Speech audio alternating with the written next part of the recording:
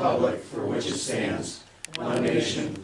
Holiday season for your son, Jesus Christ. Father, we pray for a blessing on this meeting, for each one in attendance.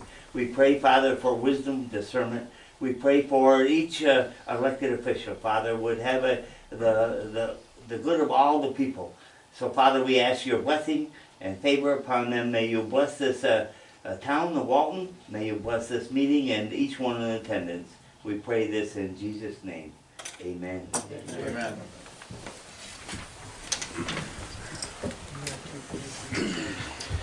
If you will, Mr. Ron Golly, front and center. Wow.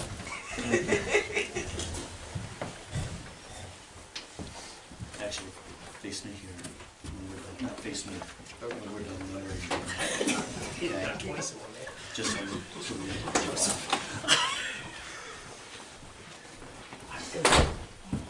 Town of Walton, Delaware County, New York, proclamation. Whereas Ron Golly, having served in the capacity as an employee of radio station WDLA, and whereas having served this community for a period of 47 years. Amen.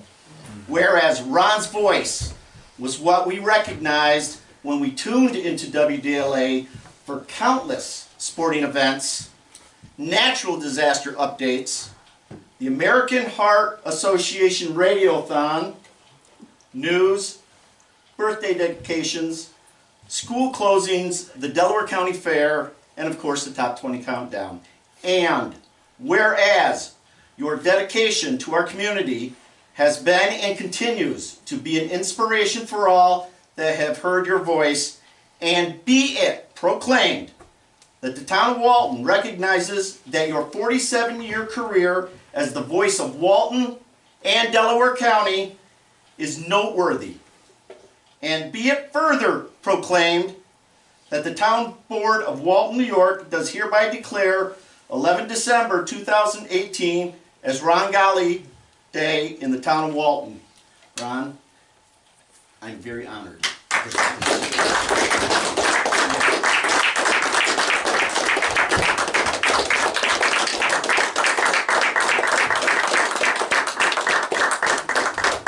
Very honored. And so much. Thank you very much. I miss you, Ron. Can I just say a couple words? Sure. The floor is yours, Ron. Actually, all day tomorrow is yours. So. I gotta make plans in a hurry, don't I? I just want to say thank you to the board for the great work you do and have done over the years. A few years ago, I had an opportunity to attend several meetings while I was writing for the Reporter, and I didn't realize how much went into the board and how much work took place. And I was thinking earlier about Charlie Gregory, of course, was at the time the supervisor here. And I know what the board went through when Charlie passed. It was a difficult time for everyone. You couldn't have made a better choice than Joe Setta to take over as the supervisor. And I just want to say thank you and congratulations to the board for that.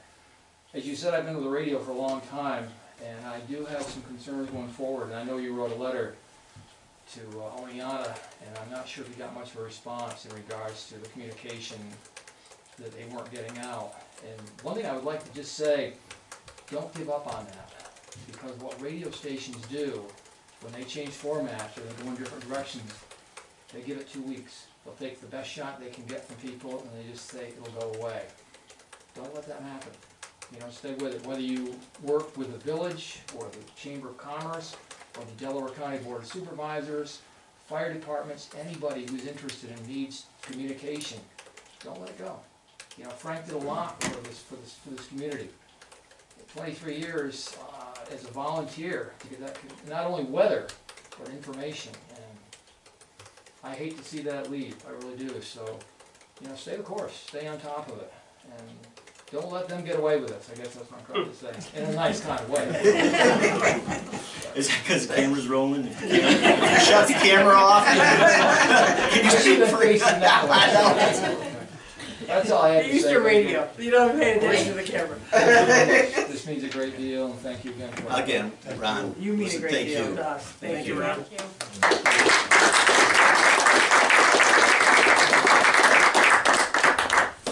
Okay, Mr. Ryan Natz from the Watershed Ad Council is here to give us a presentation on an easement program. And that, what triggered that was we got a letter from them saying that a certain property is getting an easement, and my first question is, well, how much taxes are going to be reduced by that? And he explained that to me, and I don't know if everybody's clear, because we reported before, the town of Walton this last year had $5 million in total assessment reduction.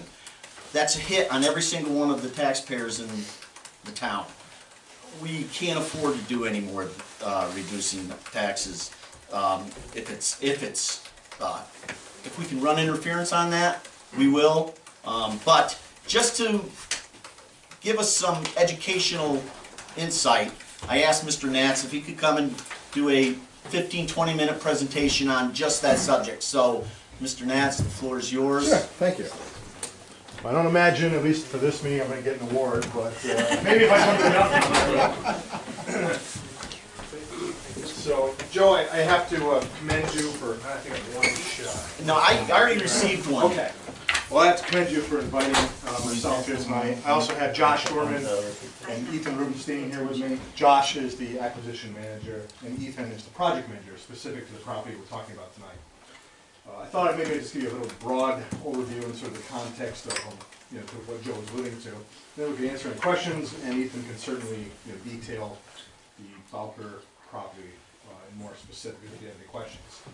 I wanted to sort of echo comments that we made great progress with Charlie several months back, and it's unfortunate in his passing, but I commend you for at least picking up the ball and continuing this conversation. This is only the second time I've ever been invited to a town board meeting. Now, we do this through a local consultation process. I thought Shelley might be here from Delaware County Planning tonight. She is. She snuck in. So, much of this is really sort of is based on an agreement that we have through the city with the towns to provide some engagement on the properties that we're acquiring for conservation easement. The Bowker property represents one component of conservation easement in the WAC's greater strategy. We have 4 pillars of programs that we work with. The brochure that you have there is just came out, I think, literally today. That's our 2018 annual report. So the Watershed Ag Council has 4 programs. We have the agricultural program, which focuses on the farms in Delaware County mostly, but it does look through 6 in total. And really it's investing in BMPs on farms to combat any detriment to water quality, as well as hopefully promote the economic viability of that operation. If you use acronyms, I know what BMP means. Sure. You might- BMP is best management practice. So that could be anything from fencing to barnyards to stream projects. So at present, Watershed Ag Council is working with about 288 farms west of Hudson. Again, mostly centered in Delaware County, the bulk of that which is in the northern and eastern half of the county in the greater Hobart-Stanford area. But it is spread out across 6 counties. We have the forestry program, and that's working with several thousand landowners and loggers. And really, again, it's sort of focused on the extraction activities, so it's combating the detriment that occurs when a harvest is happening. Not really looking to condition, the value or the economics. That fire alarm? I don't know what that is.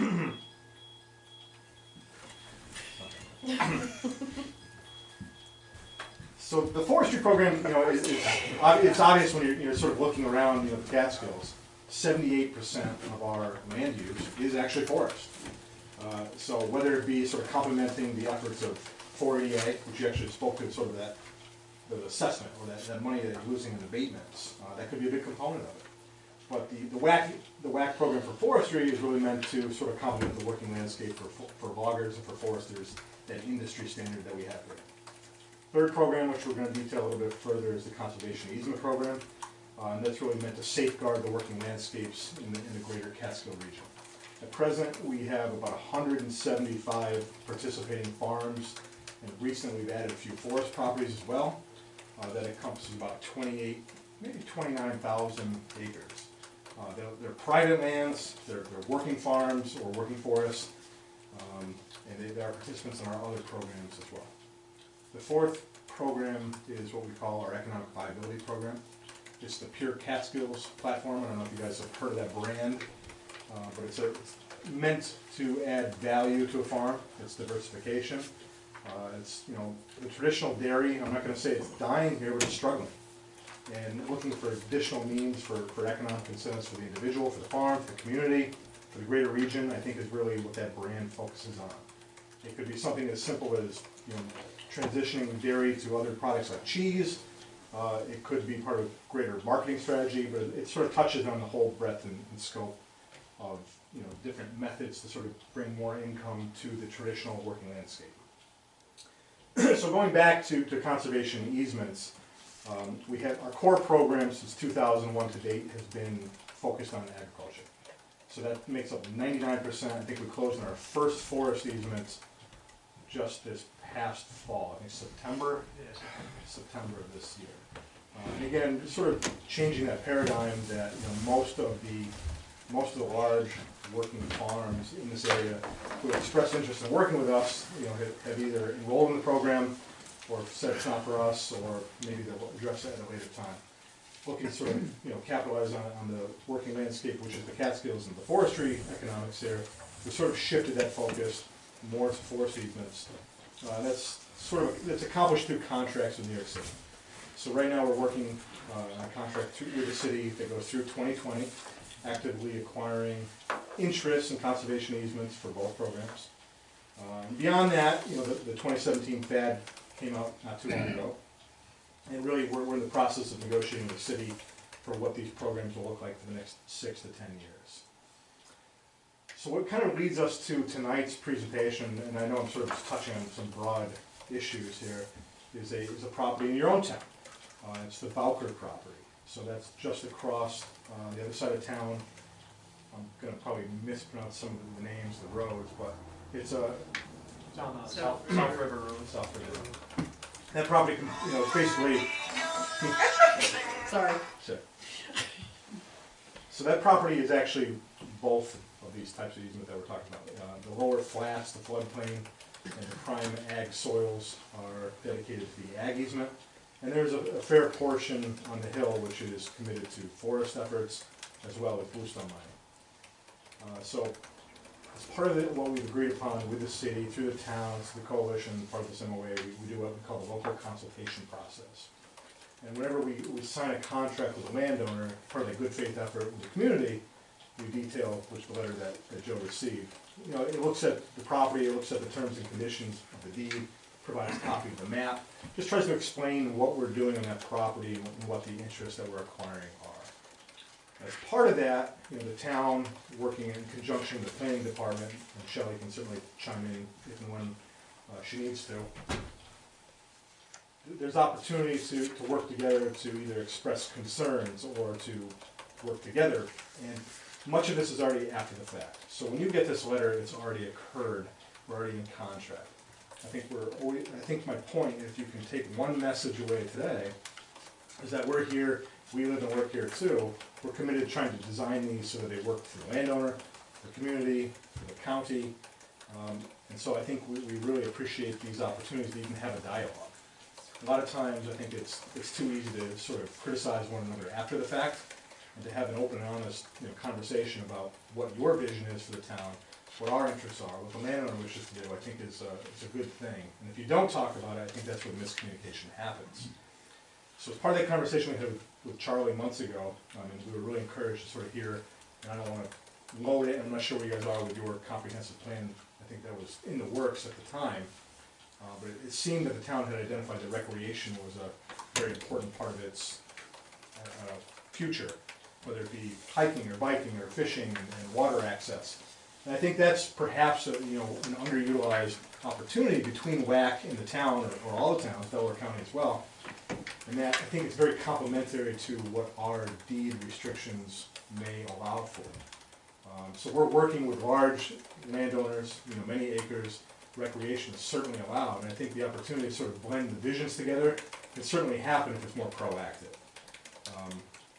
So I think that's just sort of the 10,000-foot view and what I hope to touch on. But I'd let Ethan just sort of walk you through the two properties that we're talking about tonight. And if you guys have questions, we can kind of go wherever we need to. I'll go up, just give them a little overview of the properties. I think most of you guys also received the same letter as Joe did, but I brought some maps of the property just for a little bit of context. And take one, I think there's 5 of them, so you might have to share, but there's one of each. As Ryan alluded to, the property is, there's 2 parcels, 2 tax parcels. And when Janice Bowker applied for the easement program, you know, through the process of getting to know her, what they were using the land for, we gave her the option of applying with both parcels separately to our new program, which just focuses on forest properties for the parcel that's on the hillside, and then for the ag parcel that Ryan alluded to down on the flats. Since it's 2 very different split land uses, it just sort of fit the land use better that way to sort of facilitate their future plans. And from the land plan, you can sort of tell what's going on with the acronyms we have going on here, the RPA. That's the resource protection area, and those will be areas on the farm that we seek to limit development the most. Sort of those riparian buffer areas, swamps, wetlands that are important for water quality, the floodplain too. About 90% of this property actually on the farm side is in the floodplain, which is part of what makes it such good ag soils, but also somewhere where you're not going to want to see future development happen. And then the ADA area in black in the eastern corner of the property is the acceptable development area, where the landowners can continue to build infrastructure, improvements, barns, housing. And also in the farm area too, well, you might not see commercial development or further housing development, but agricultural development is allowed. You know, further barns or pole barns, sheds, best management structures for manure management, things of that nature could still happen in those areas. So, while development is controlled, it's certainly not disallowed, and those traditional working uses of the property are encouraged actually through their participation with our programs. And then on the forest side, the other map detailing their parcel on the hill, in this green area here, where there's an old historical hayfield that the family used, in that area known as the multiple use area, the Bowkers can still continue to develop either through like an off-grid cabin or something of that nature. And also the bluestone quarry that you see on the top of the ridge is still able to be actively extracted. Just working with some of our stewardship staff to implement management practices when those activities are occurring to limit any detrimental effects to water quality. Because as you can see, the property is right along a blue line stream here, which is active all year round and then runs right into the Delaware right below the farm. So that's sort of a broad overview of their easements that we're working with them on.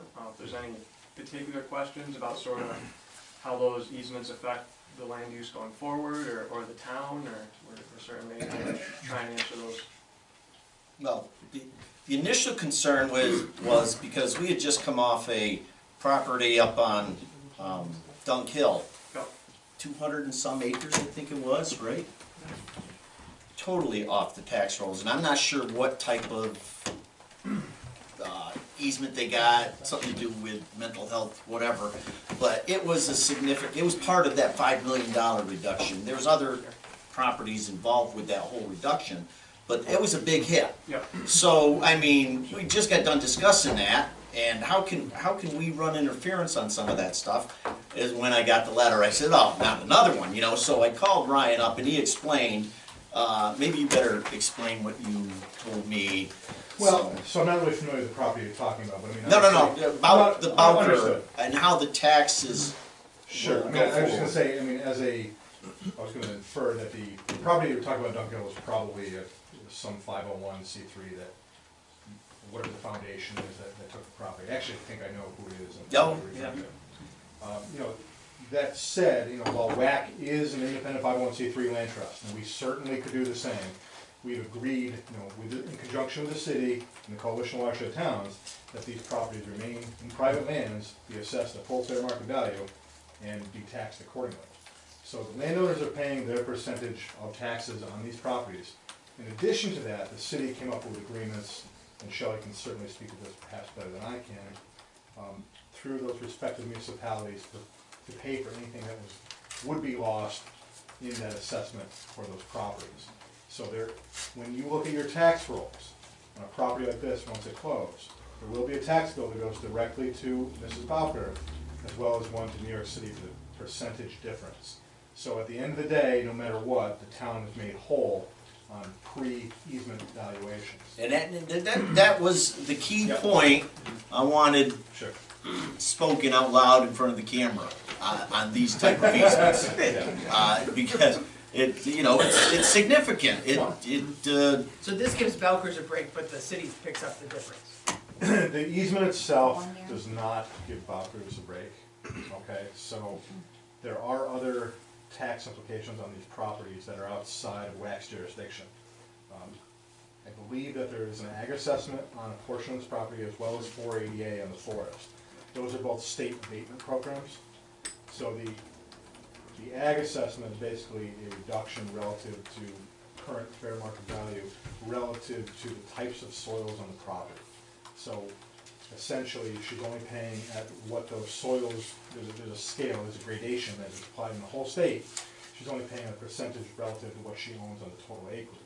So if it was just residential land, I'm making numbers up, let's say it was $5,000 a year for residential land, perhaps under an ag assessment, it's half of that.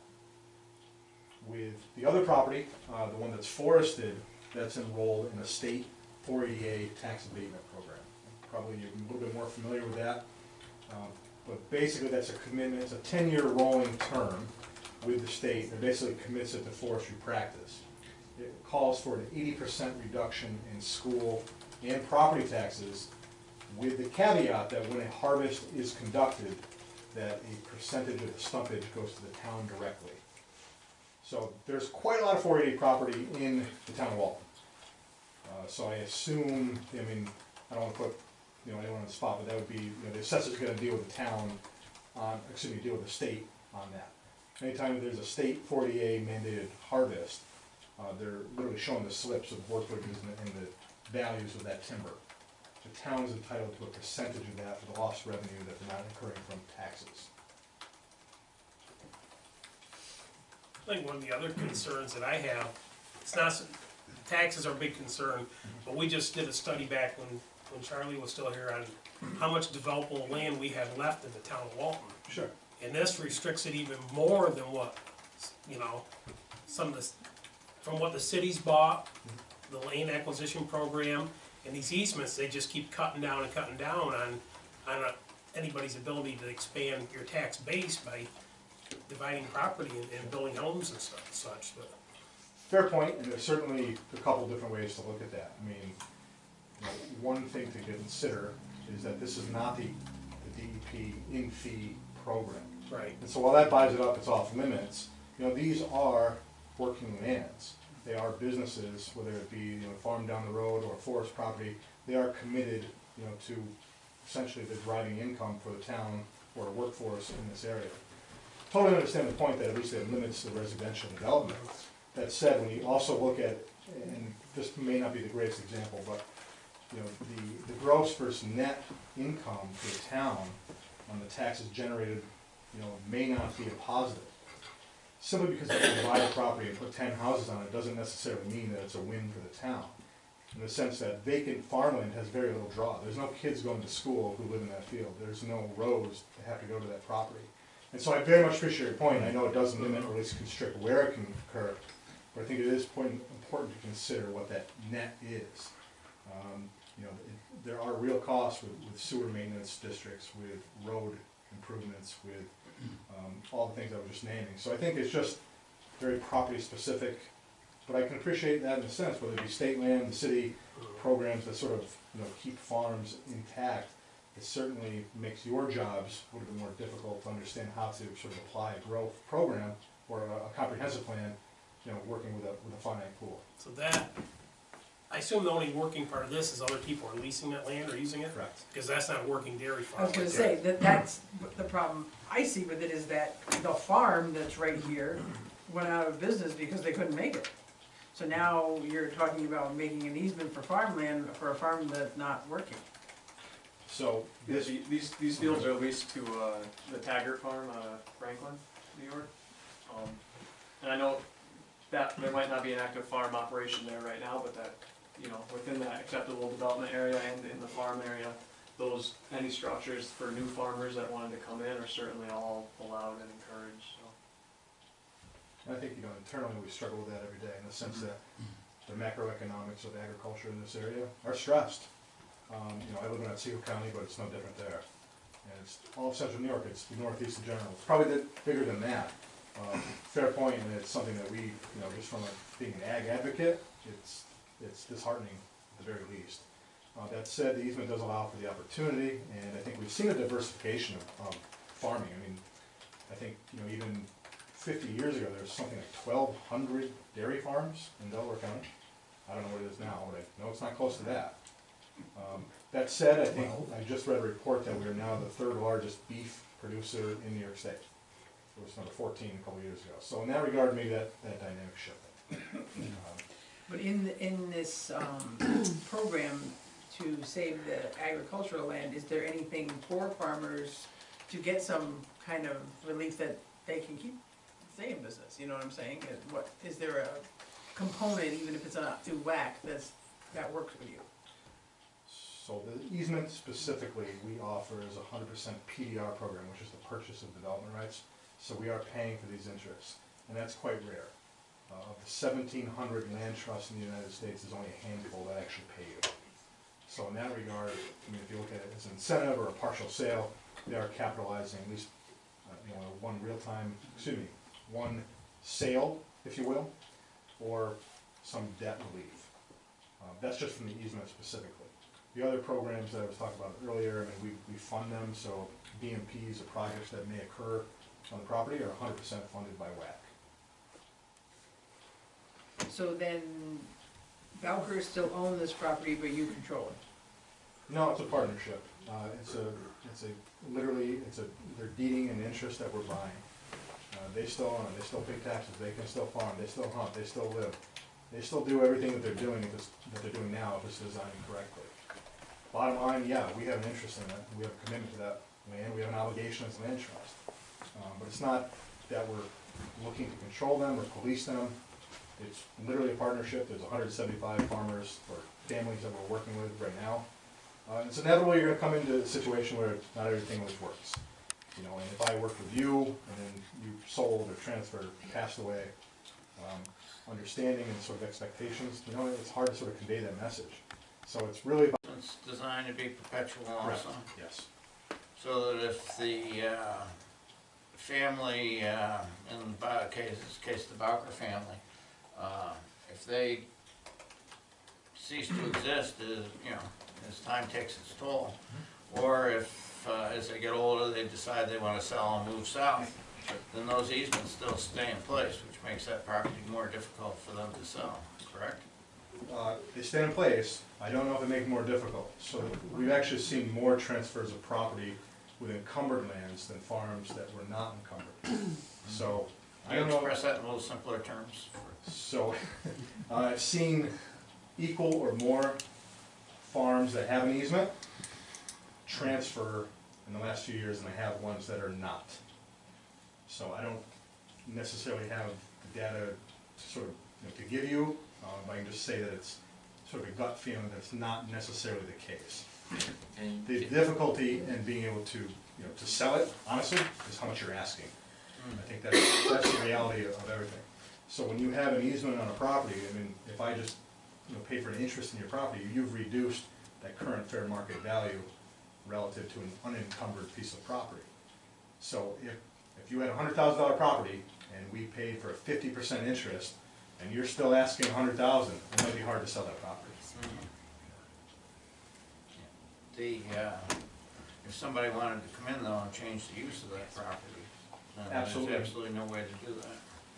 If, Outside of keeping it as agricultural property or water, or. Well, the limits of forever what's wild. agreed Sure. to in the easement, that's what they do. well, absolutely, I mean, these are, I mean, Yeah. for the bulk of it, these are farm properties, and while we encourage and sort of promote, the transition of agriculture, again, whether it be from dairy to beef, or vegetable farm, or new and getting farmers, no, I mean, other non-compatible uses, sure, I mean, you can't do that.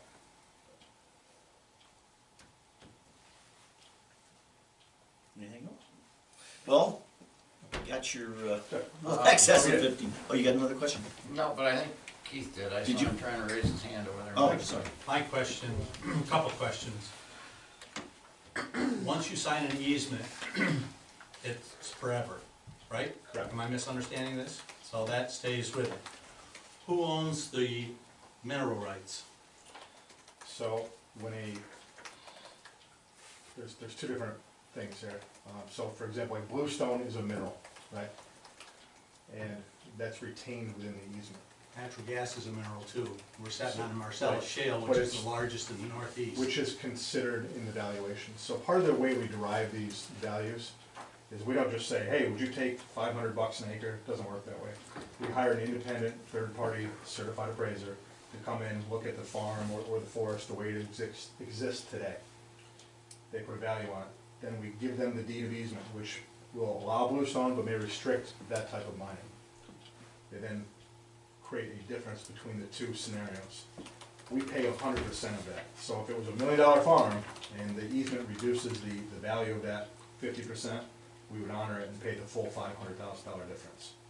So So that's, if there's mineral rights, it's, natural gas that could develop $6,000 a month to that property owner, they just lost that. Is that calculated into, it is, but again, it's not apples to apples in the sense that it's not like you can just start deriving income from a property. So beyond, I mean, it takes roads, it takes infrastructure, it takes drilling, it takes a sublease. So forget the fact, the gas forget companies the fact that there's other prohibitions on top of it within the watershed in New York State. But there's a lot of other things that cost somebody money before you can extract it. So it's much like doing a subdivision in the sense of, In Pennsylvania, they did that. right, but we're In not Pennsylvania, there. the gas companies paid for all that, put all new blacktop roads Sure. in, all around that whole area and everything. And they can do that here. Many of the, no, they can't. Well, Many why of them- not though? Because you can't frack in New York State. Right, so Well- but they can't be considered as part of what I pay someone. So that'd be like, I mean, it's just, I mean, if you're going to look for a house, if you're gonna buy you're shopping for a 3-bedroom house, Mhm.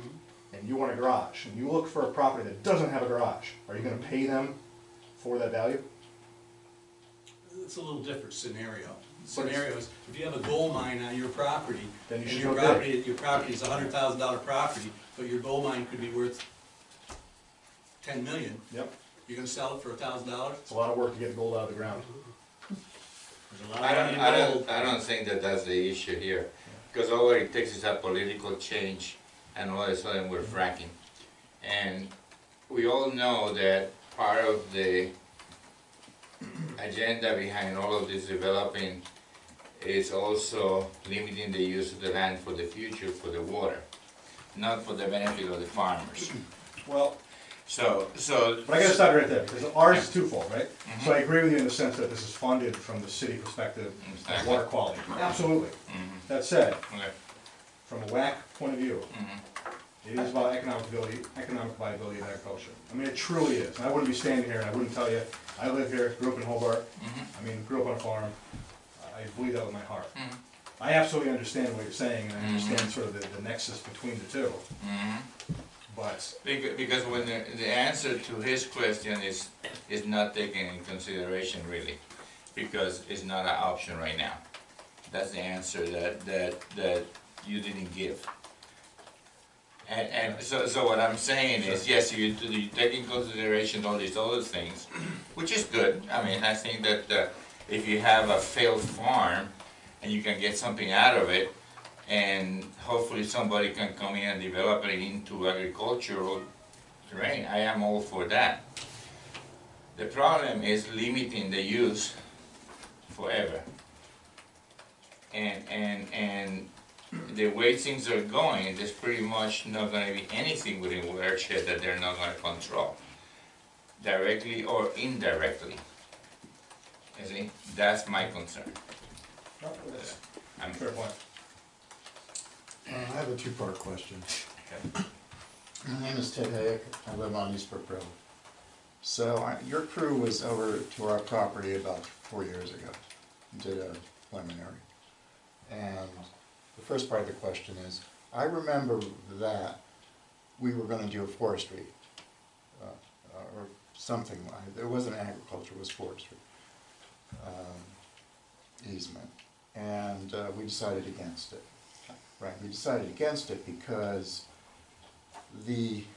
you're paying for the economic difference, not for the whole property, right? You're paying for the economic difference. So given the value of our property and given the impact of doing easement, there wasn't a dramatic reduction in the value of the property. So it didn't make sense to do an easement, other than for the programs that were my betterment and stuff like that. But I remember in that process, first part of the question is, yeah, we could segregate the property very specifically, so that it wasn't like all 60 acres had the easement or not, that we could partial it out and in that way accommodate if we wanted to have a development opportunity on the road part, let's say, or the frontage part. That was the first question. Okay. So I guess, let me just interrupt real quick. So I have to kick this to my colleague. I'm almost wondering if this was a DEP easement, and is this something that you worked with? I think we talked about 2 years ago, Yes. Ted, and what you're thinking about is the use areas that are on the maps in front of the board here tonight. So the easement has an accepted development area, as Ethan described, to allow for future development. And that's what you're thinking of. The easement covers the whole parcel. And so you're paying for the reduction in the land value associated with the conservation easement. The land value is heavily dependent on the developability of the parcel. So if you don't have, if you don't meet subdivision regulations in the town, if you don't have road frontage, if you don't have those kind of things, then it's kind of, the value today isn't that high. Well, my real question was not our situation, but do you have flexibility when you go in this program I think that you can, or is it all or nothing? I think I have an answer that sort of, I'm working on multiple projects on totally vacant land where we do create acceptable development areas for a future house site. So it's totally vacant land now, there's no structures on it at all, but in the future the landowner can construct and add that tax value that you were discussing earlier. So, we work with landowners that way all the time, so we're not totally eliminating any possibility of further development. It's trying to do it in a sensible way where it's balanced. And where it's located. And where it's located. That's the point I'm trying to bring out. Sure. Yeah, there's Because what I some remember took flexibility. away from our, Yep. was that we could segregate 10 acres that was road frontage. And But say, you didn't yeah, have a road, Yep. but had access to electric, access to road, access to telephone. yeah. And so you don't have any structures there now, but you're Right. thinking in the future you might want to. So for that, so that sounds like, it's not an either or necessarily. I just wanted to clarify if that's true. It's very property specific, honestly, because some of these things can't be realized by virtue of. Even though it's in topography. perpetuity, Yep. that, the only part of my land that's really developable is the 10 acres out of the 70. From a working landscape point of view, WAC is not in the business of simply open space. We don't want that. So to Ethan's point, the reason that we would designate an area for building to occur is that it's much more likely to be a farm or continuation of farm if infrastructure is associated with that property. Forest is a little bit different, but let's face it, with a farm, you need buildings, you need equipment storage, you need infrastructure. So that's why even on vacant land, or if she were to ever subdivide and just sell it off, the reason that the ADA is there is so that development can occur. Forestry is a little bit different because most of the time you're hiring that out. It tends to be a big company like Wagner, or somebody would come in who owns the equipment. It's usually not you yourself. The critical mass for an individual to have that for forest land tends to be larger than most people own here. I think like the average large scale wooded parcel in the town of Walton is like 115 acres, I think is what it was. But the critical mass for forestry management is somewhere around 700. We just don't see that as often. Okay. And so, I'm sorry, was there a second? I know we kind of digressed. Well, the second's more of a statement. We bought the second parcel specifically to keep fracking out of our road. So for us, we specifically spent a ton of money from the current landowner when she had to retire, so that we could guarantee fracking would never happen on the land adjacent to our property. That's something for you to consider, because for us, it added to the value of the land, that there's no fracking, whether the politics change or not. And we bought it before the change of politics.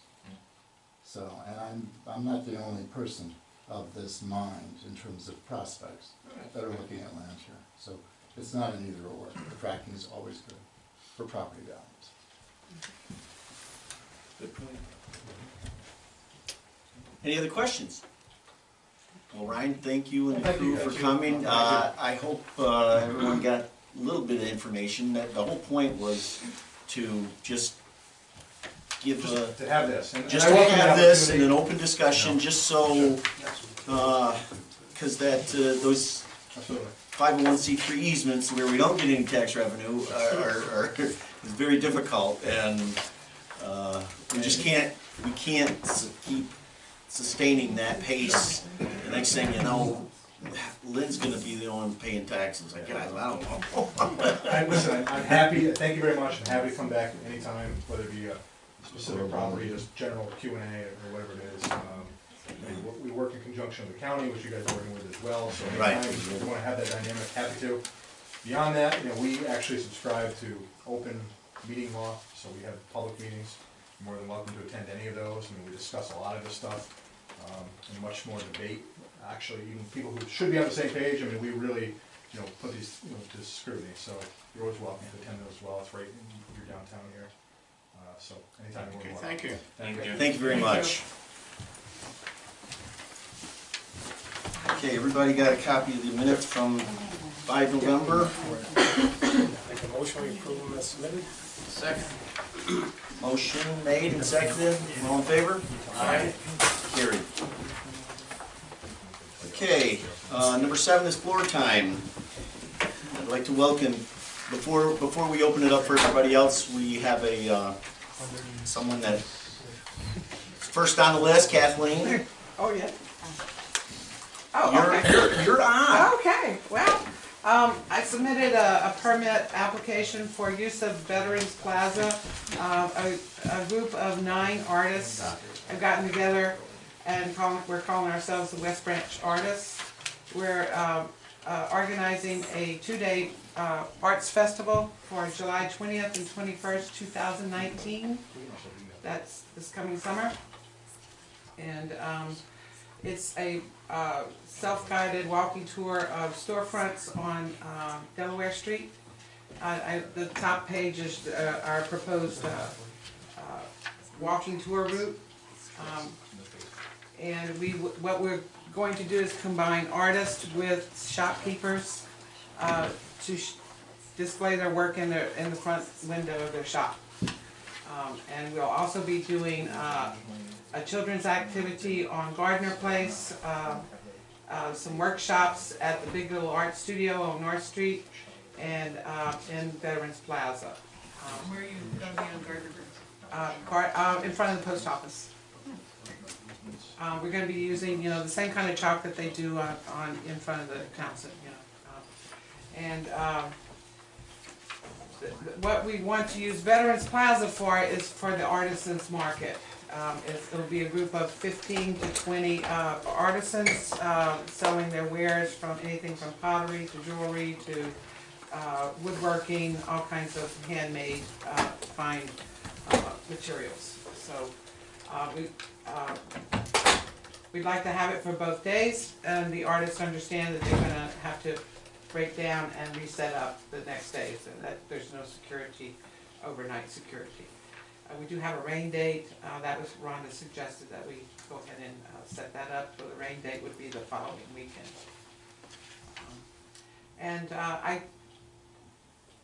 Any questions or concerns? And it's gonna stay there and through the fair, huh? Nice. The idea originally was to put up artwork that stays up all summer long.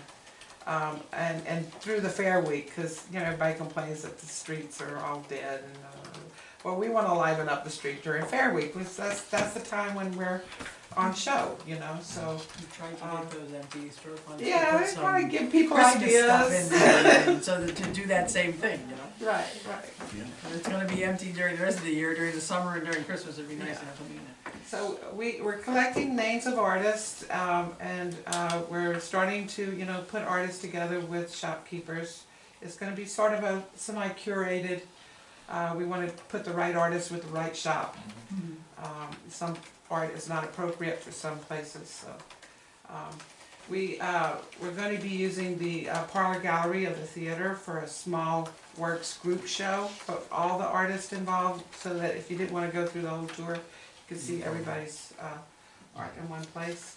And we'll put that up early as a prelude kind of exhibit before the main event. What's the Walton Rising mural? Oh, that's a secret. But it shouldn't be on the wall.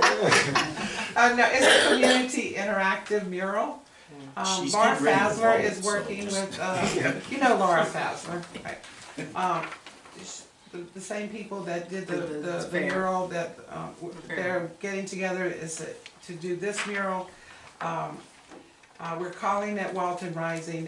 The theme of the mural is the future promise of Walton. Please tell me that it's not the water rising. No, We're going to avoid that. Walton, Yes. Walton Rising. Well, you know, these yes.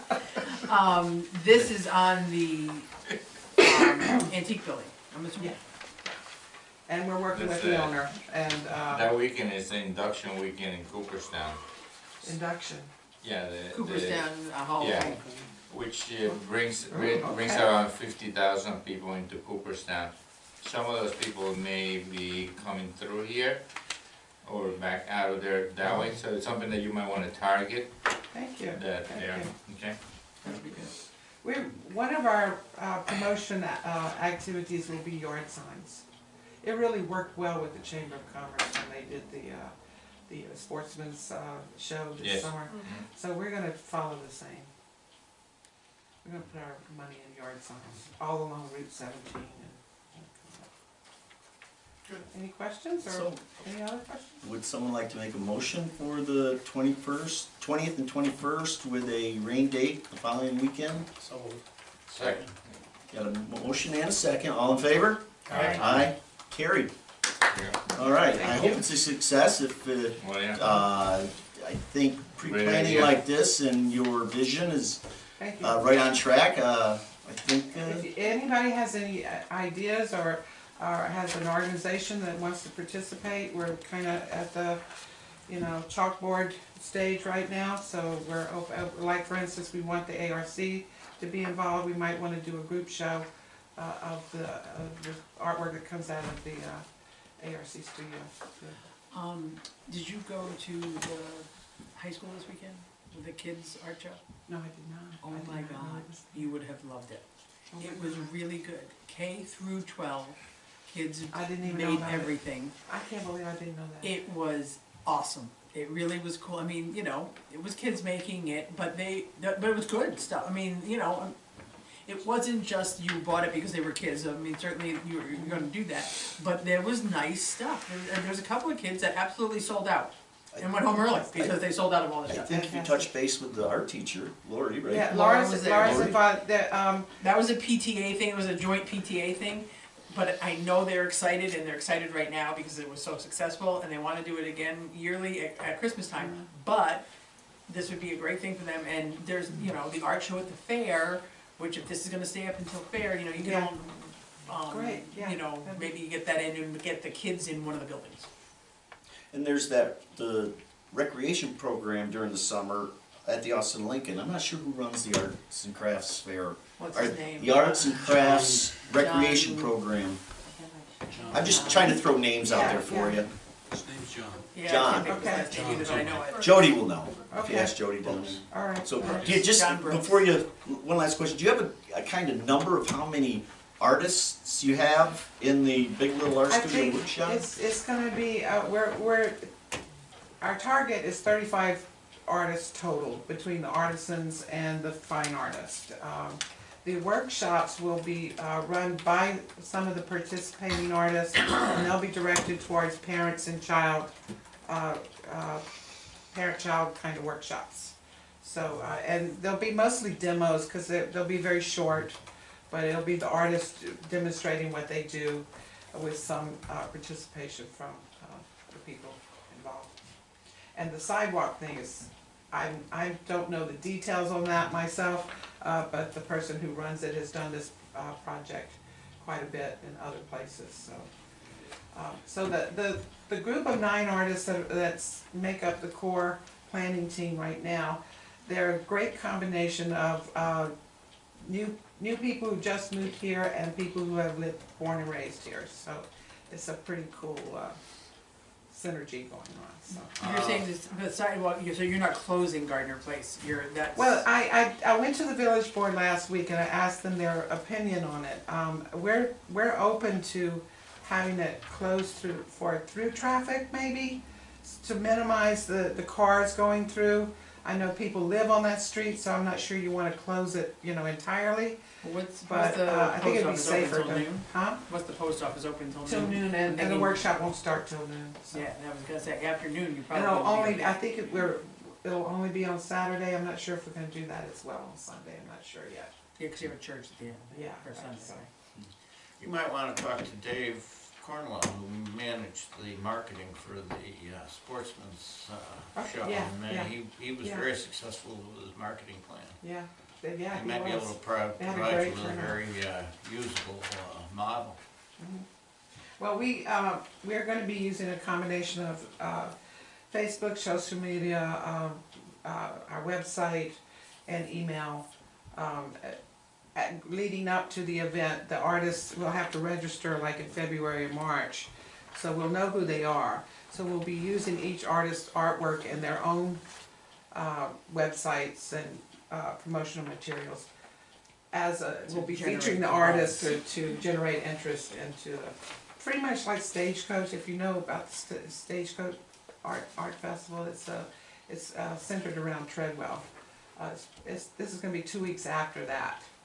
But they use that method to generate little articles about each artist leading up to the event to kind of get. Nice. So every time the artist is mentioned, Walton is mentioned, so this is. Good. I like it. Thank you. Thank you. Thank you very much. Thank you. Appreciate that. Okay, continue with floor time. Has anybody got anything they wanna bring up? Okay. Everybody get a chance to look at the reports, the assessor's report, the code report, the dog control report? Any questions on that? Not really, other than dog control officer seems to be pretty busy. How's he holding up? Yeah, he seems, when I talk to him, he seems, Okay. he's got a learning curve yet, but, kinda like me, still going up. He'll get there, Okay. yeah. Steve, do you have anything else beside your? Water Street is going quite well. Project is moving along. They've got the ditch cut for the culvert. Hopefully they're gonna start placing concrete maybe towards the end of this week. And that's probably gonna be a couple-week process to get the concrete placed for the culvert. Because they gotta pour the bottom, then pour the sides, then pour the top, let it all cure, and they can cover it, and that'll get opened back up, which will relieve the Walton swimming pool / ice skating rink for good. So, yeah, that's going well, and they're otherwise continuing to move dirt out of there, so I think that's a good thing. Progress is being made. Anybody know how much material's been taken out of there so far? Yeah, it was So we got reported- numbers, we're probably in the neighborhood of 12,000 yards, something like that. I think there's almost 7,000, 7,000 of the general fill, 3,000, I think, of the restricted. Yeah. Something yeah. like that, yeah, and then a couple thousand of the others. So they basically got it, they got general fill going to Murphy Hill and to New Holland up in Hamden. They got restricted fill going to the landfill. You know, basically we're down to, what do we call that, the mid-grade stuff. We've almost got a home for that on Hot Mountain. We're like this close, Walt. Had conversation too with the engineer. Yep, so, wait to finalize that as soon as we get the word go, and provided the weather is okay and everything can be coordinated. It's a tough spot to go in the winter time. It is, it's a tough spot, but it's gotta go. Because we don't have any other place And to there was, stockpile. as I said this morning, they were running low on locations because it's all verbal. So far, the DEC has been up on Howard Right. Mountain, we rode the whole thing, and looked at it, they were good with it. There's a couple of areas where you can't, it's near where, cross pipes are, can't be within so many feet of that, but that all looked good, which will take every bit of material that's down there and then some. If you add a 5-foot shoulder, even add a 10-foot shoulder for the majority of that. And what it is even the landowners, it's all verbal, just have to get in the writing. And actually there, Jonathan is looking for places to stockpile, because they are running out of locations until this comes through. And asked me about 20,000 yards to store, and I said it has to be on municipal property. We just don't have the room. I mean, we have next year's stoning, we're making gravel here, we're tight out. Did they talk to you about support requirements when they do haul to Houghton Mountain? As far as a loader and stick time? They haven't, well, okay, we'll talk later. In the wintertime, it'd be extremely difficult for me to be able to commit and say that we'll have things there. Right, what goes well, on. the 2-minute discussion was centered around times other than, you know, when you're with your snow removal operations, so more to follow on that. Yeah. So at any rate, that's going well. For those of you also interested, Delhi Telephone's hub has started up on Miller Avenue. Oh, everybody's interested in that. Yeah. Really? So, I'll tell you my I hear about story, that a I'll lot. tell you my story Yeah. after. you're just bent out of shape that the cable stops 2 calls away from your house. Right, I know, yeah.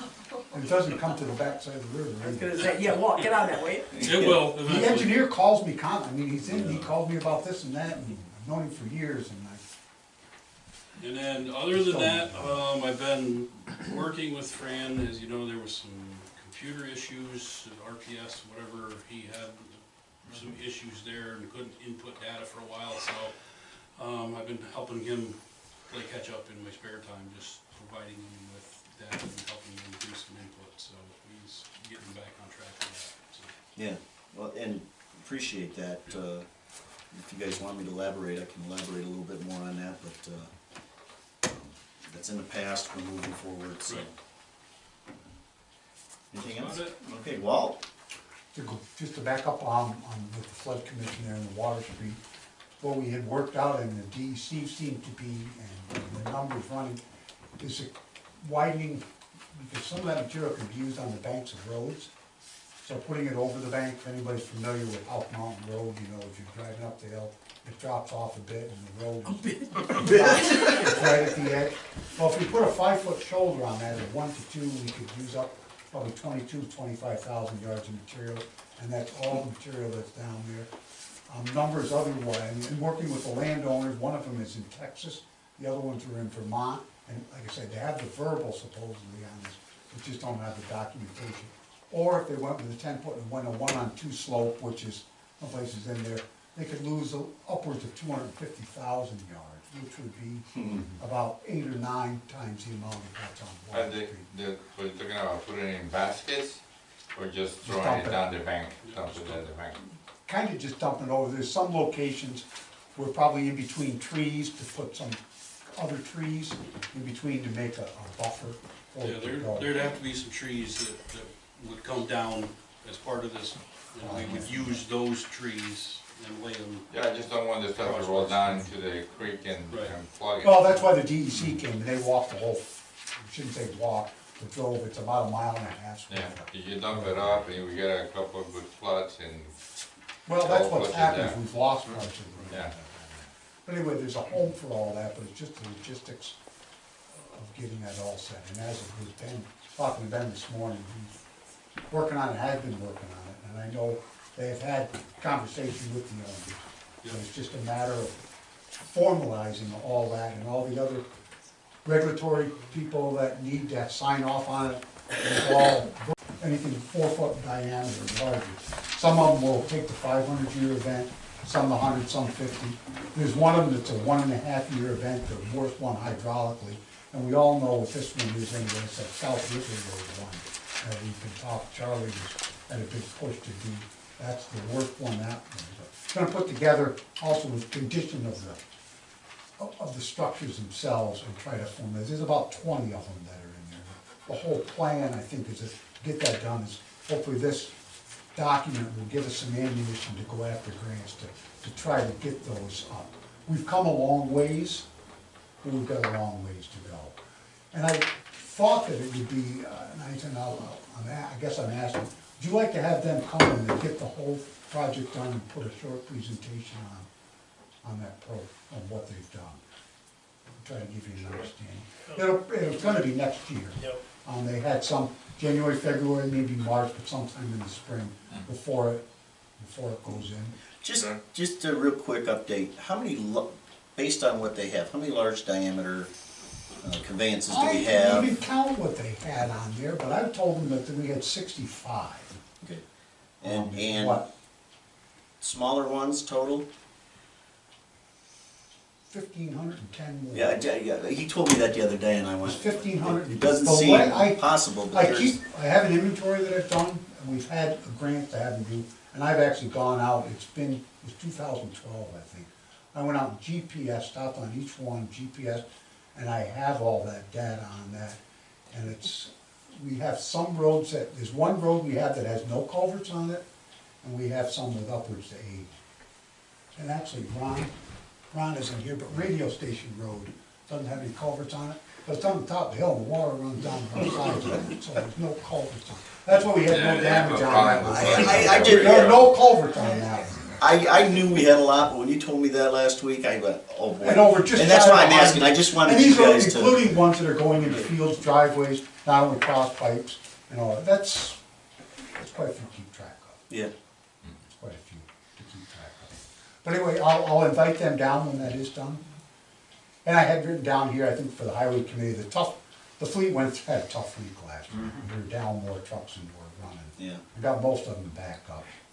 On the federal surplus, I would put in for a pickup truck we didn't get, but I also put in for 2 projectors, and I found out after we were awarded those, that Charlie and Ron had already gone out and bought them. But anyway, I got them from Buffalo. We've got 15, and it was $6 a park. I got $21 invested in 2 projectors with a spare bulb in hard carrying cases and that. I don't think we did it wrong. You just have to see if they're Compatible usable, with- yeah. Yeah, I'm not sure it looks like they might be for a map, but, Yeah. I don't think they've ever been used. I didn't try to see that. Sounds good. The backhoe's ordered, I haven't heard anything on that, I think you already knew that. On the processing of grit and gravel, the gravel's done, the grit is, it had some inclement weather and a little cold, and they aren't getting quite as much. Probably by the end of next week, I hope that they'll be done. That snow and the rain doesn't go through well, but they're plugging along on it every day. Total cubic yards, you said, how much? 5,000 yards of grit, excuse me, we're making 4,000 yards of gravel, so not 9,000. Hopefully by the end of next week. We put some tires on the auction, with Auctions International, and they'd kind of like to know if we want to accept them. We did it in 3 different lots, and we had bid on 2 of them. The 3rd lot, we didn't have them. They bid $10 on them. $10 for 6 used General Continental tires, and the other one there was 6 used Continental, and the other one were General, yeah. And then we had some, another time nobody bid on those, so. Does it cost us anything to send them? No, They gotta pick come them up. pick them up. I make a motion that we accept the bid, otherwise we're gonna have to haul them in landfill, so. And that 3rd lot, if the gentleman wants them, I'd want say, to give him Yeah, yeah. those, otherwise. it'll cost us more than $10 to get them. to take them to Del, or to Hamden. Motion Well, made. actually, Walton. Second. All in favor? Aye. Great. Because we did look into, with our larger tires, if there's something left on, get them recapped, if there's a value, and there's no value, I guess there's a lot of those that are around. Lost my list. An update on the, from FEMA to the 4397, that was all the rain. Haven't heard anything, haven't heard back from them. But I do have a question. Along with that is to restoring things, there's some streams that have changed their course. I shouldn't say change the course, that's not. But we did some preliminary writing with the Homeland Security, the New York State portion of it. We found where some of the streams had dropped some more. I took them out to look where East Brook in the Nichols Road area, where it meandered even more and moved. Instead of just taking a little bit, it's really moved. That's not on town property. The town is not legally owned or legally responsible for it. It's on private property. But in doing that, some of the rock that we had laid in along the stream bank had eroded down, and the bottom is no longer, so the stream needs to be brought up. That is probably, they felt, it's up to FEMA. But FEMA's really busy with what went on with Michael, Florence. I think they're still down in Texas and Puerto Rico, I don't know, all those other things. That it's hard to get somebody, they will eventually. And we haven't gone out and looked at anything. But there's several locations where that has happened, where we've got some stream banks. We have it up on Woodlawn Road, the bank just keeps sliding down, it's right out to the pavement. The trees aren't falling over, the whole bank is just sliding. We have several of those. My question is how much do you want me to try to get these things remedied with FEMA? The reason I ask that is it's only 75% reimbursement, we'd be on the hook for 25%. Right now, there's, other than the Woodlawn Road, there's nothing that is immediately right there. Not saying that the next time we have high water or an event that we're gonna lose it. I don't think it's if we're gonna lose it, it's when we're gonna lose it. I was gonna say, I think it's preventative is a good It idea. needs to be done. How much do you want to invest in this? I guess is, I don't know, an easier way to say that. If there's, at 75%, if there's $400,000 worth of work, there's some of it that we could do, but in East Brook, we don't have the means, and I don't want to be responsible for keeping that area dry 24/7. Well, all that work's going, you gotta pump around it. If it's $400,000, it's gonna cost the town $100,000.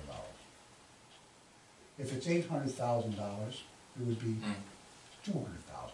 Now, some of the work that we've already completed that's on there, there's some money that I expect to be reimbursed from that.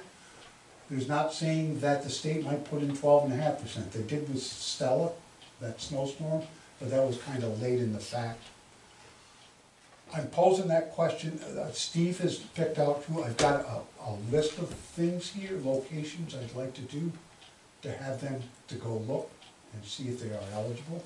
I think though, even if they were obligated and put in there, and we decided later on we didn't want to do it, and we didn't get it done, it would probably be egg on our face, but I don't know if we really mandated to do that. I'm posing the question, how much you want to go out and look. Here's what I We've think had we this ought to, yeah, conversation. we ought to I've do, asked that and question. I will go with you at some point.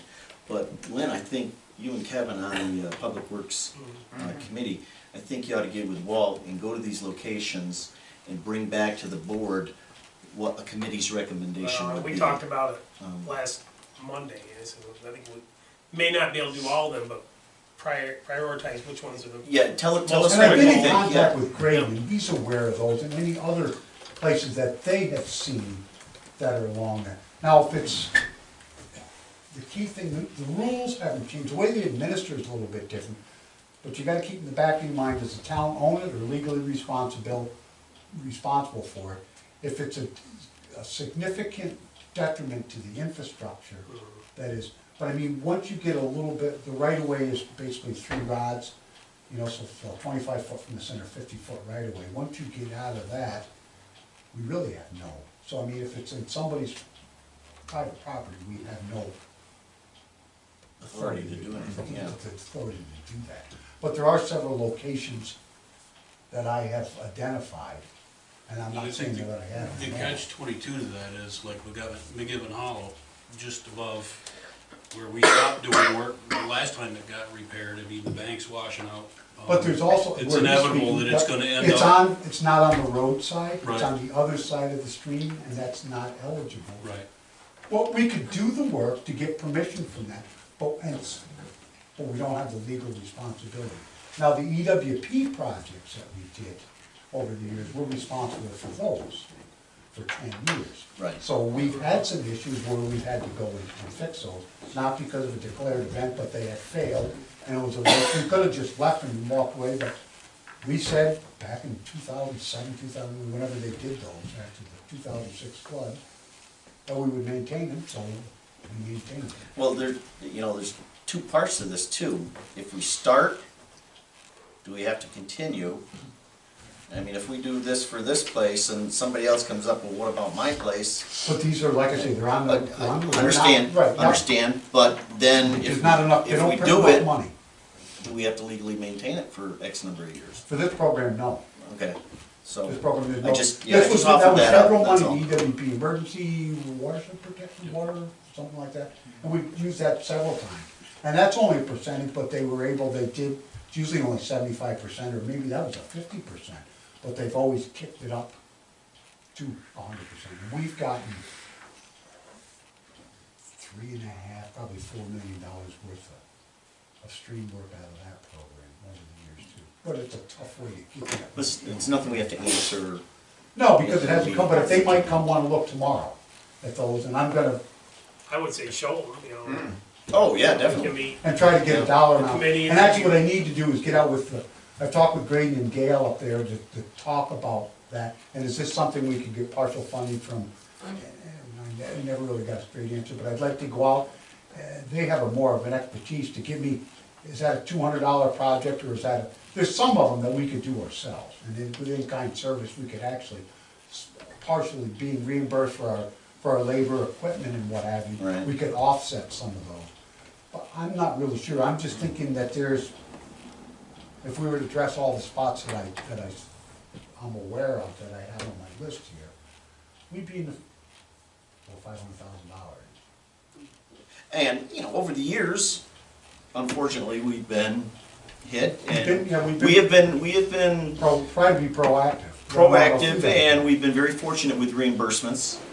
And I'm not opposed to looking at spending some funds above and beyond what we would get We have done that before. reimbursed for. I think it's, Well, I think that's our the work. responsibility to take care of Walton, so. What I'm looking more to for follow. more is if there's no interest in doing that, then I'll just, we'll bring the list out. No, that's not the case at all. But I'm think not that we feeling need to that, know.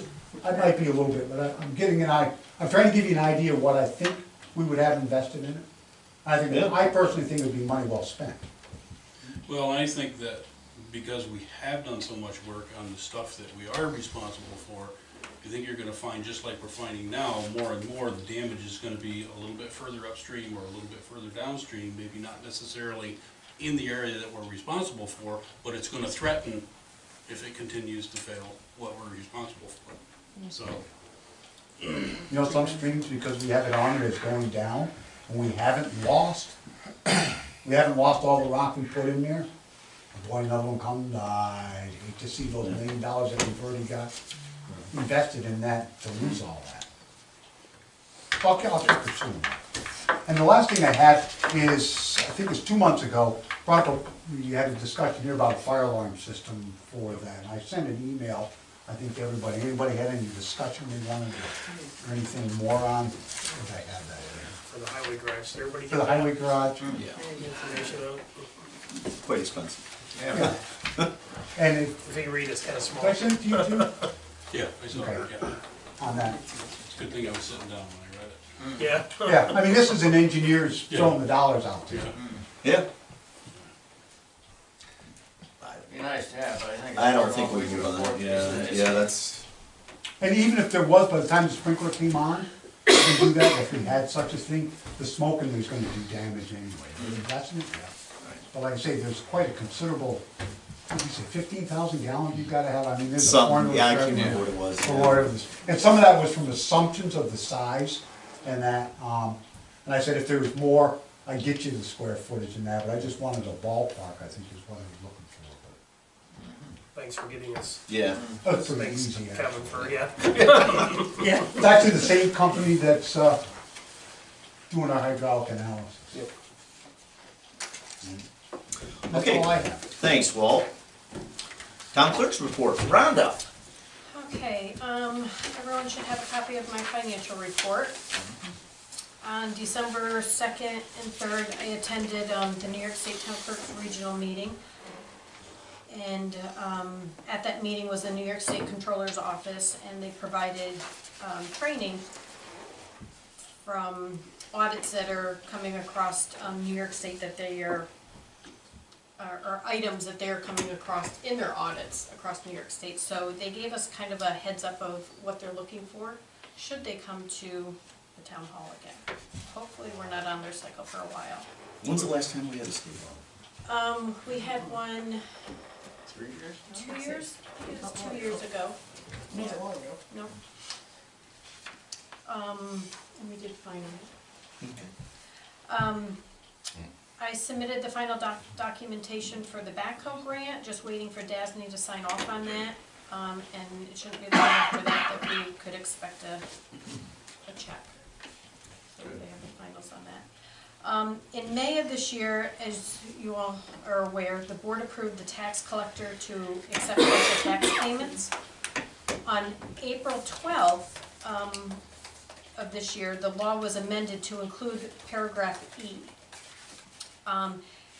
So prior to the town collecting partial payments, it must obtain written approval of the chief executive officer of the county or the county director of real property tax service if the county prepares the tax bills. I have requested permission from Madam Chairman Tina Millay and provided a little bit of history as to why we wanted to do this for our taxpayers. Unfortunately, we have been denied permission to accept partial payments. Our software is fully capable of doing so, but without that permission, we legally can't do that. So what was the excuse? Do they rule that they actually prepare it when actually all they do is print it? I had a discussion after a town board meeting, and that was my point on what is the definition of prepare. And it was the county attorney's position that what the county does for all the towns is considered prepare. And you know, you can argue it back and forth, but bottom line is, as Rhonda said, we didn't, at the time it was passed, we weren't aware that you had to get permission from The county. the chief executive officer of the county, which would be the chairman, Tina Millay, or the director of real property, Mike Sabansky.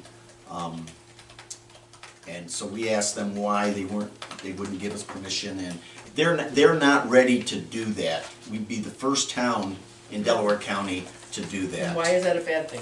It's not a bad thing at all. It's So just why that is the county now going to look at doing that? Here I mean, is- the point of that is for our here's taxpayers. what I also said at that discussion after the town board meeting is we're going to continue to pursue this after this year. After the first of the year. Yeah, consider yourself warned. So I am formally giving you notice right now that we are going to pursue this for 2019 for the tax collection year of 2020. So Did they they say know. what it would take for them to be prepared? They did not They- in their letter, no. It wasn't specific in a letter, but it has to do with your software programs, and software programs of that size, I'm sure, are expensive.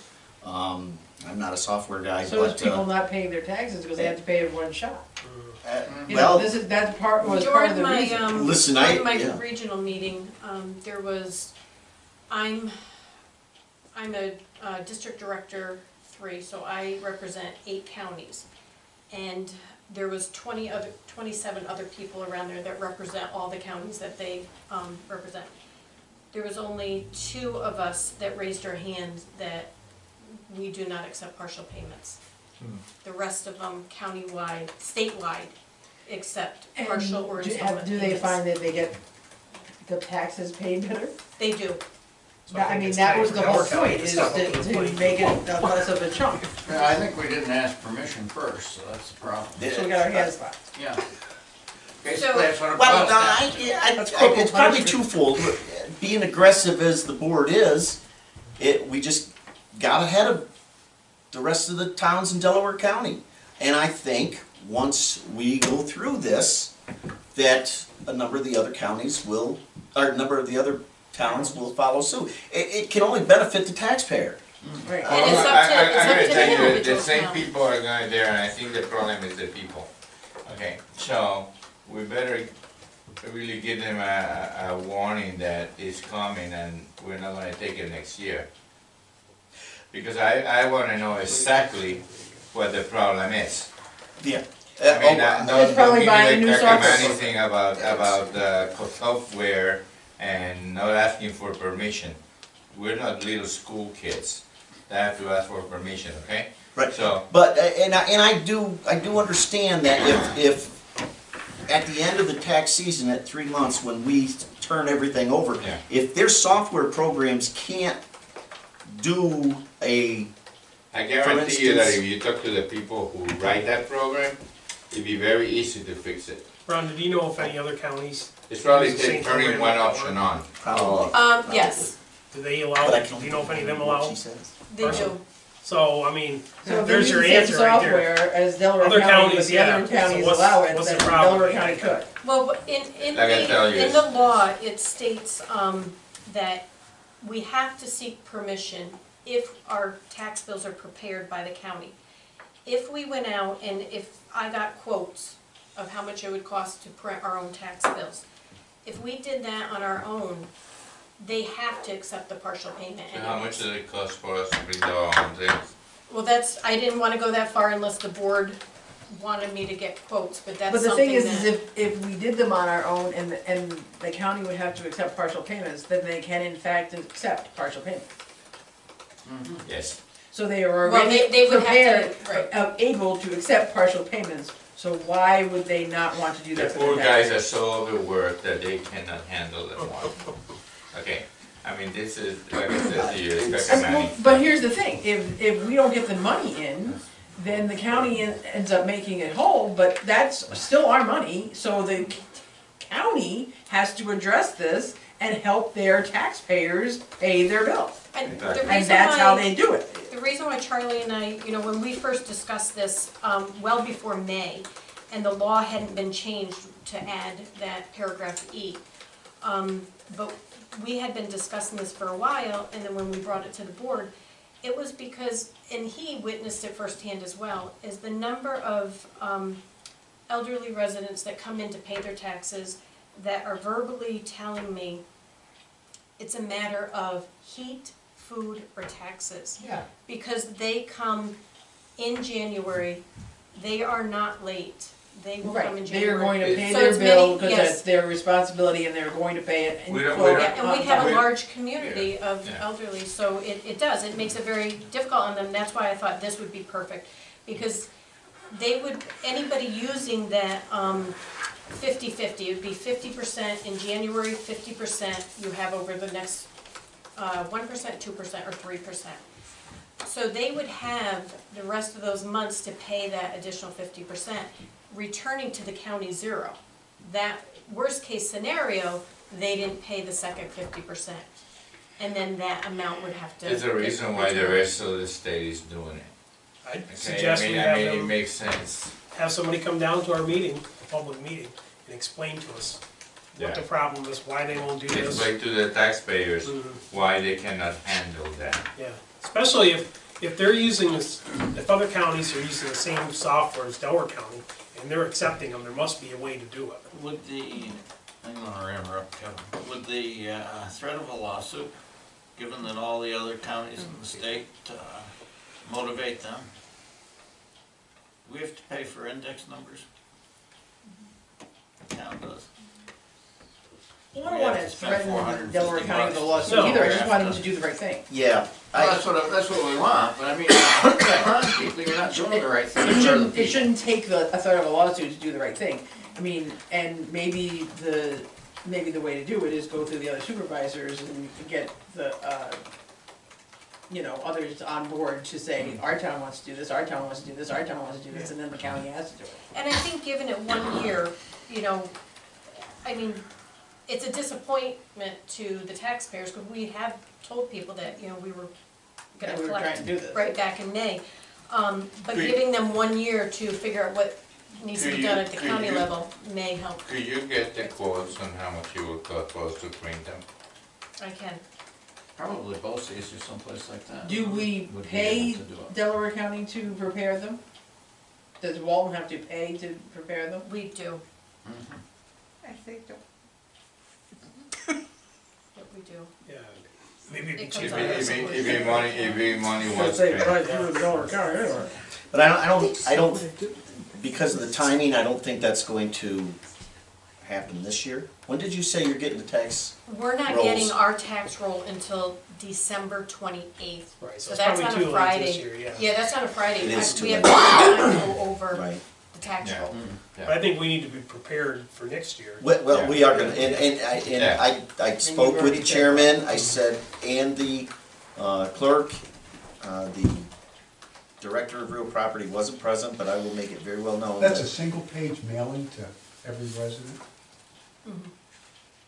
We do a Well- single page mailing to every Some get more. mailable address in Delaware County. You would spend like less than $5,000.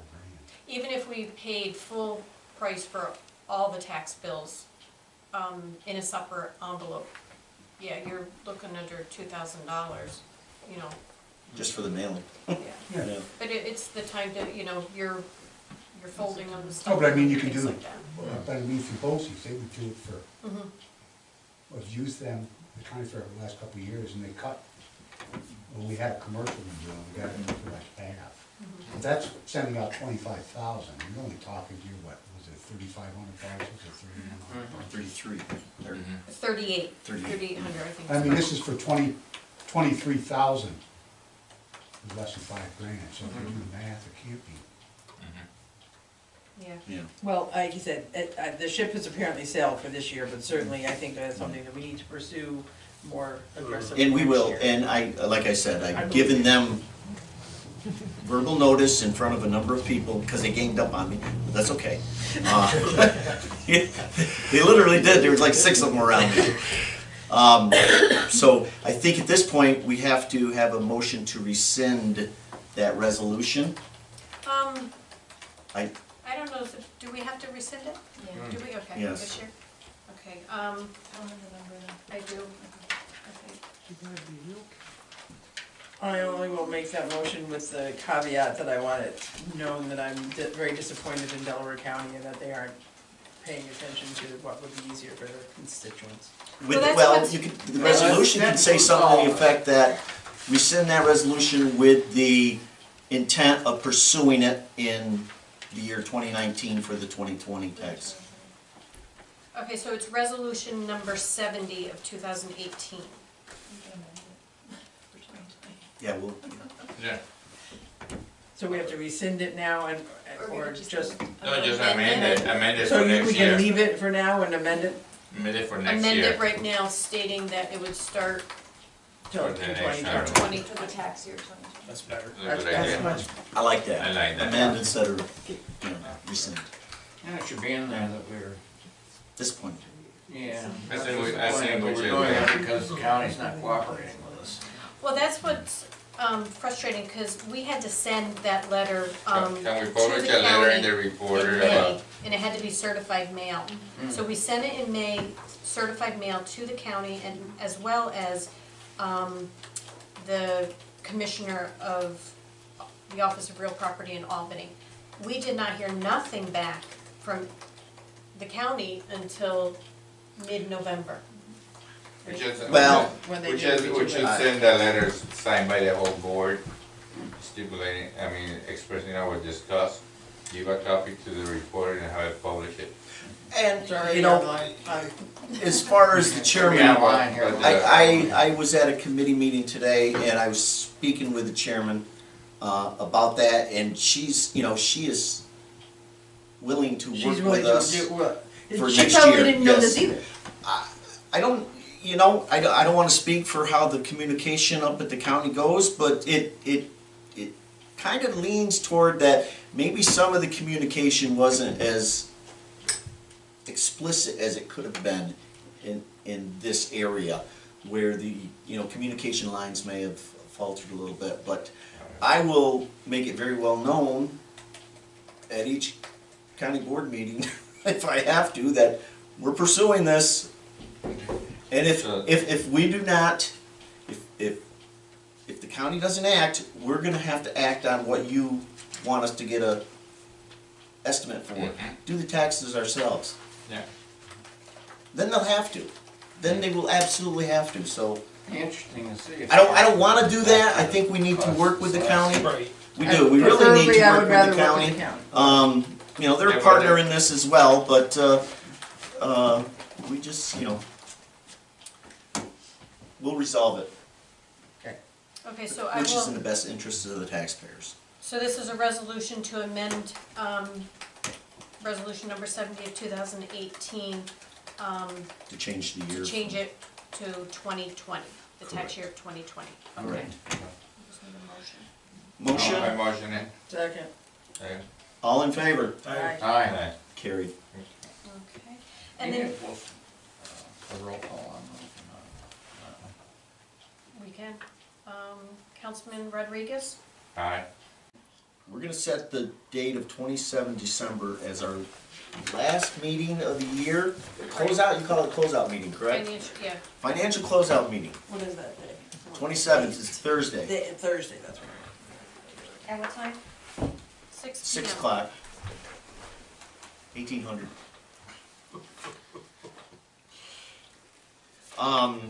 And on the organizational meeting, there's a couple of the items we're gonna need to review. I'll put a copy of this in each of your mailbox, and we'll circle some of the items for discussion at the 27th meeting on, you know, what direction we wanna go, for instance, the official newspaper and that type of thing. Official radio station. Yeah. Would come to mind. Okay, as far as the You county. didn't get you didn't get a appointment apparently from WDLA. No. No, but, you know, Ron did bring up a good point. I will continue to pursue that with nasty letters. Is that okay? I don't care if I can or can't, I'm gonna. County update, the only thing on the behavioral health project is, again, it's still in design. Yeah, you made my hairdresser move to Delhi. I'm not sure the timeline on getting the design done, but I'll update you guys. Any committee reports? Nothing? Okay. Approval of the abstracts? So moved. Second. All in favor? Aye. Carried. We, Make a motion to go into executive session for union negotiations. Second. all in favor? Yay, me? Thank you.